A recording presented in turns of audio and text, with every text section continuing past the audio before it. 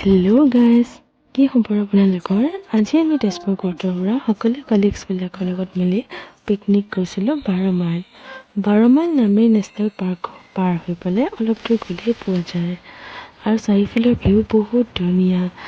চাৰিওফালৰ নদী, পাহাৰ সকলোবোৰ মনোমোহা দৃশ্য চালে আপোনাৰ মন ভৰি উঠিব। আৰু আমি তাত বহুত ফটোজ উঠিলোঁ আৰু সকলোৰে লগত মিলি আমি বহুত এনজয় কৰিলোঁ। তো আজিলৈ আহোঁ বা গাইজ, বাই বাই।